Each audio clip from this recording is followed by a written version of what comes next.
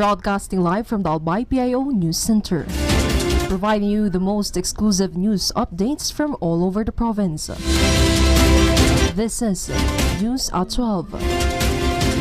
For the local scene, the provincial government of Albay PGA will allocate 1.1 million pesos to implement the Academic Remediation, Acceleration, and Livelihood or ARAL project. The funds will be used to provide high-dosage tutoring services for students focusing on reading and mathematics through 24 structured tutorial sessions and free access to the chalkboard literacy program. This project will benefit 6 public elementary schools in the province, as identified by the DepEd Schools Division Office Albay, based on the Philippine Informal Reading Inventory or PhilERI and Comprehensive Rapid Literacy Assessment. The beneficiary schools are as follows: Cale Elementary School in Tiwi, San Andres Elementary School in Santo Domingo, Libon East Elementary School in Libon, Ginobatan East Central School in Ginobatan, Camalig North Central School in Camalig, and Pulangi South Central School in Pulangi.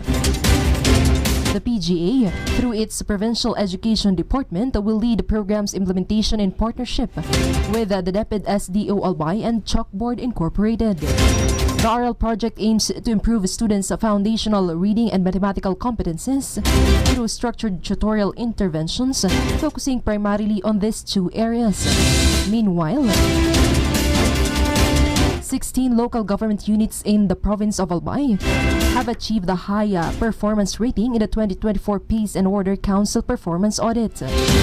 The cities of Legazpi, Ligao, and Tabaco, along with the 13 municipalities, namely Bacacay, Camalig, Daraga, Ginobatan, Libon, Malilipot, Malinao, Manito, Uwas, Piodoran, Pulangi, and Rapu-Rapu, as well as the municipality of Tiwi, has successfully passed the audit and were recognized as high-performing POCs.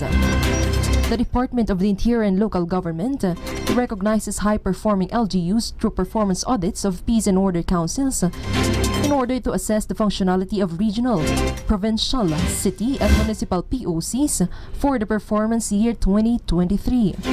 This assessment highlights the LGU's commitment to public safety, crime prevention, and community welfare.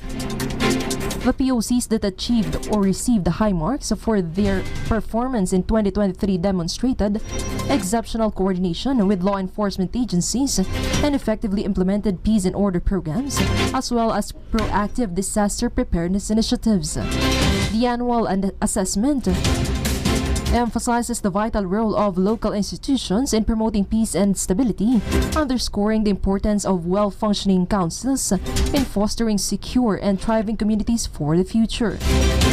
In the national scene,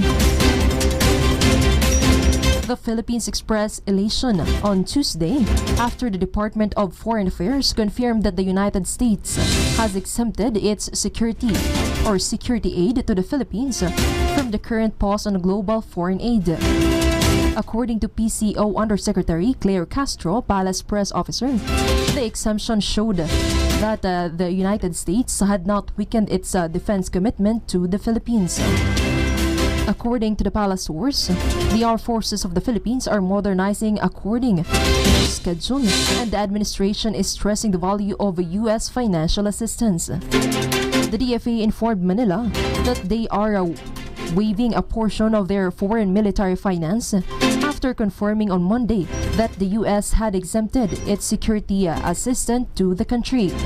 The United States declared last year that it would provide $500 million in aid for the modernization of the Philippine Coast Guard and DAFP. Last month, the U.S. State Department froze almost all the foreign and worldwide following an executive order issued by President Trump to halt it for 90 days.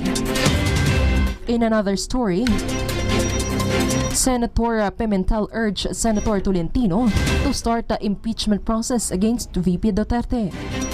Senate Minority Leader Coco Pimentel has urged Senate Majority Leader Francis Tolentino to start the impeachment complaint against Vice President Sara Duterte.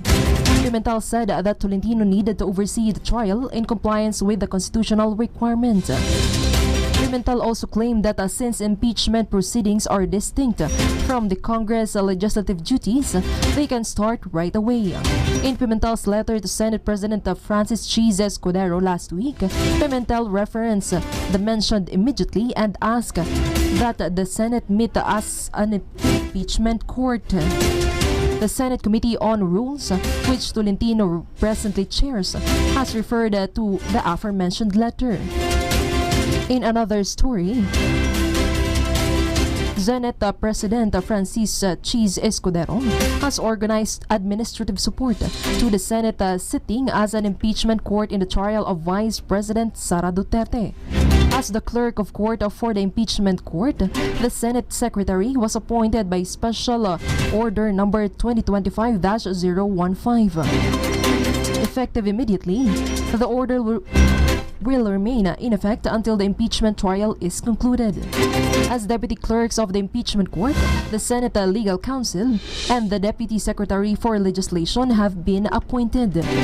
Subpoenas, summonses, and other legal procedures must be served by the Sergeant-at-Arms in accordance with the instructions from the clerk of court or the presiding officer. For the news outside the country, at least 19 people were killed after a military aircraft crash in Omdurman, Sudan. In the Kari district of Omdurman, the Antonov plane crashed into a house after crashing on takeoff from the Wadi Sayidna Air Base, the military statement said. The military also acknowledged that a number of senior officials from their ranks, as well as other soldiers and civilians, were among the deceased, but they did not provide an explanation for the plane's crash. As per the Ministry of Health, the remains will be sent to Omdurman's No Hospital.